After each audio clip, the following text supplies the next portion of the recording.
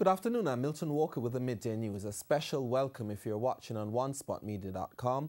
A reminder as well that you can download our One Spot Media app in the Google Play Store or the App Store. That's the number 1, followed by the words Spot and Media. Member of the opposition People's National Party, Dr. Fenton Ferguson, is defending the National Security Minister, Robert Montague, who has come in for strong criticism from members of the public and the opposition regarding the crime situation. However, Dr. Ferguson says both political parties are to be blamed. TVJ's Shamela Mitchell reports. Murders committed in 2017 and more than 100 since the start of the year.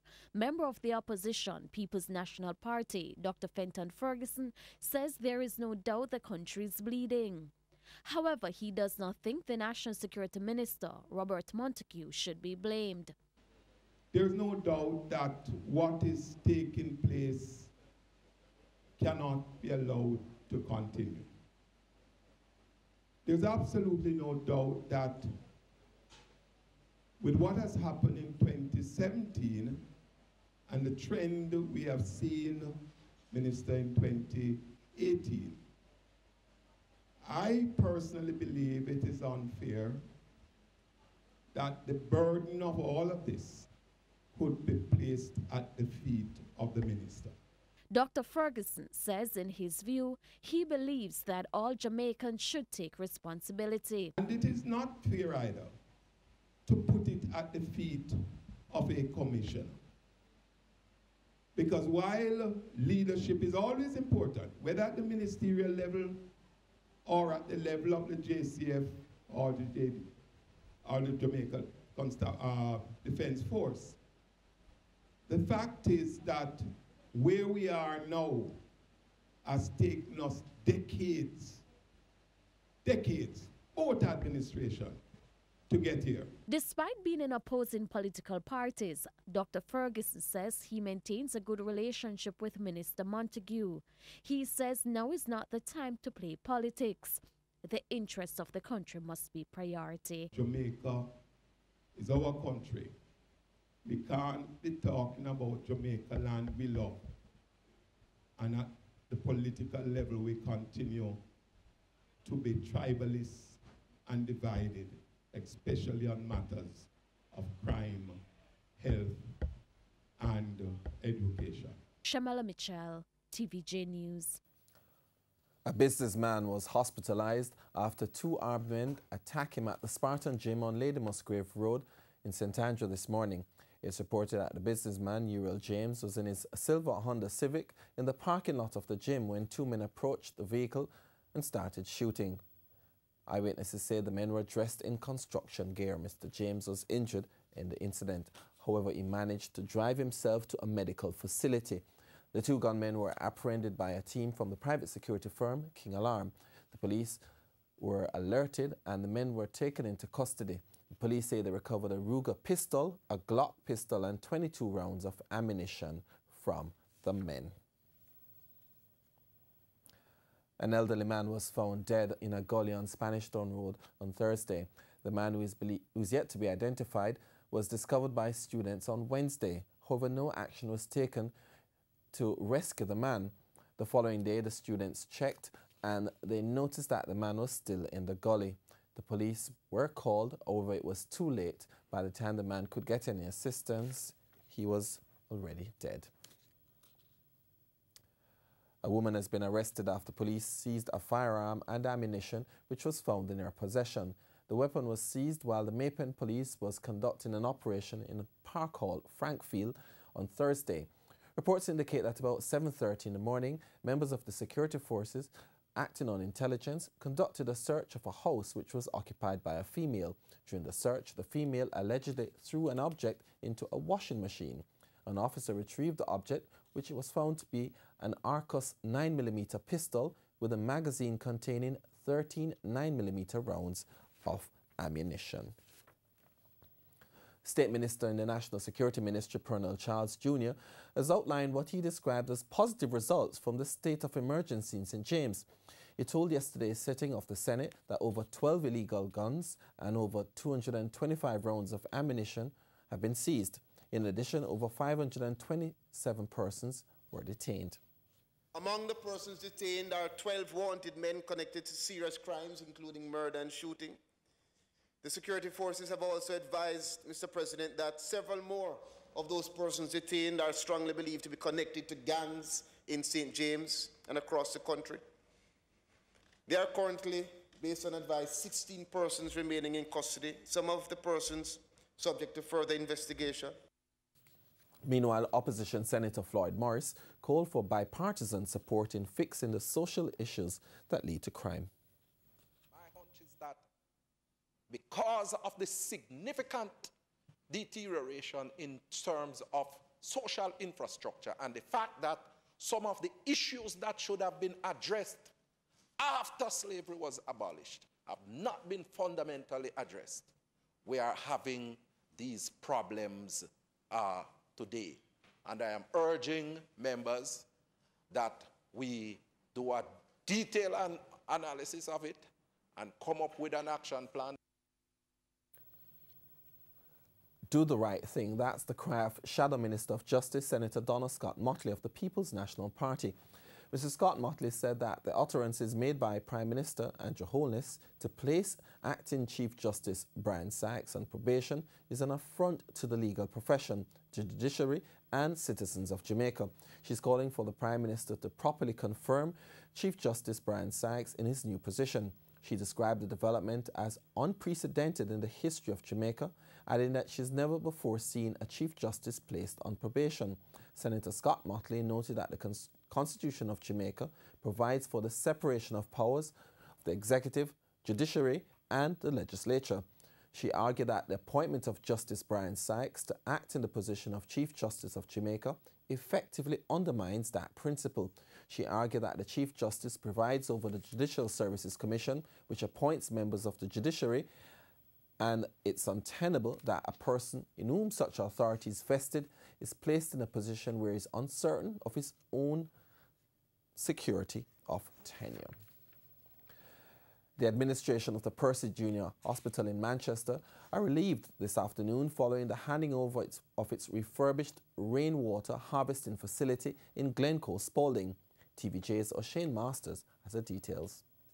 A $5 million investment by Caribbean Cement to refurbish the cracks you see in this rainwater harvesting facility for the Percy Junior Hospital in Manchester. The hospital provides medical care to approximately 143,000 persons per year in all service areas. Since the inception of the hospital in 1945, an area was established, which is where we are now, for rainwater harvesting, to be used as the main source at that time. Over the years, catchment area has deteriorated, causing significant reduction in the water supply available from this source. The hospital has faced many challenges over the years. However, regular water supply remains one of its most constant challenges. These large cracks have been costing the hospital millions of dollars to repair. In fact, over $7 million annually.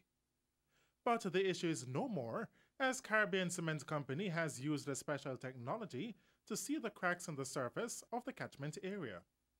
Together with its two other catchment facilities, the tanks have a capacity of 750,000 gallons, which represents 90% of the hospital's demands. Member of Parliament for North East Manchester, Audley Shaw, says a model that has been created at the hospital can be a catalyst for many other governmental and non-governmental agencies across the island. He also made mention of another project that can also be undertaken at the hospital. I'm here thinking of another project to help to fund the electricity bill at the hospital. We have this for water to supply 90% of our needs. And now we have enough space to put up one or two lovely wind turbines right up here. It would not be beautiful? What a model. O'Shane Masters, TVJ News. In news overseas, President Donald Trump, hopeful that a controversial Republican memo about the FBI might undermine the Russian investigation, appeared poised to allow the document's release.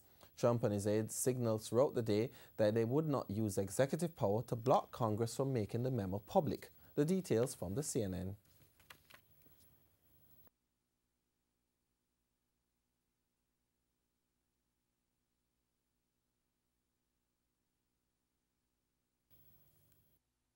Is furious about this statement that the FBI put out last night, calling for that memo to not be released.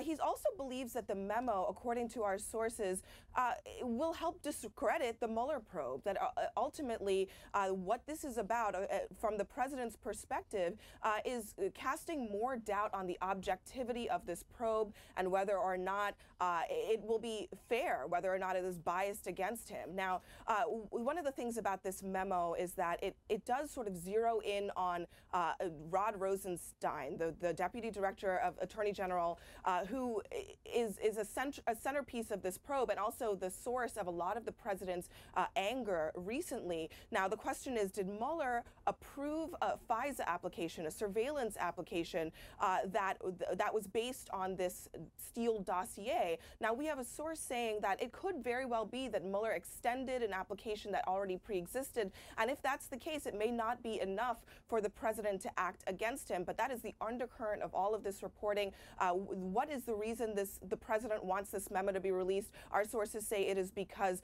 of the Mueller investigation, because he believes that it will help undermine the credibility of the investigation, essentially, that he will be treated fairly at the end of the day. In this TVJ Sports follow-up, the National Stadium basketball courts will not be ready in time for the start of the National Basketball League this month. Major repair work on the courts is once again delayed after being hit by challenges, including wrong material being delivered from overseas. The discovery of a manhole beneath the basketball courts at the National Stadium in October last year had resulted in a second delay in major repair work being carried out on the facility.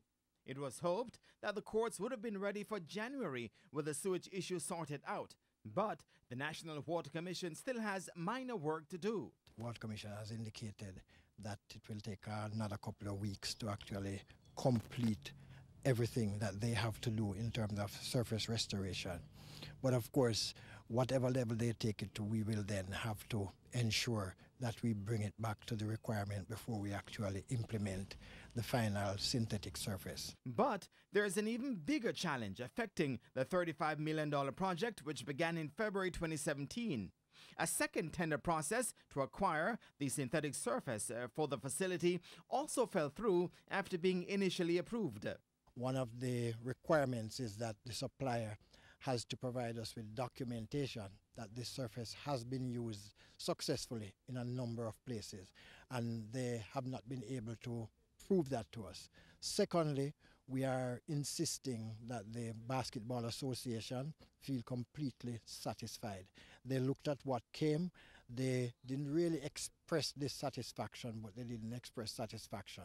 Additionally, equipment brought in for the stands, which will have a new capacity of 1,000 up from 400, was found to be short after the installation work had started. What we have discovered is that the shipment actually contained pieces that were not scheduled to be here, and we have the shortage of pieces that were actually supposed to be here.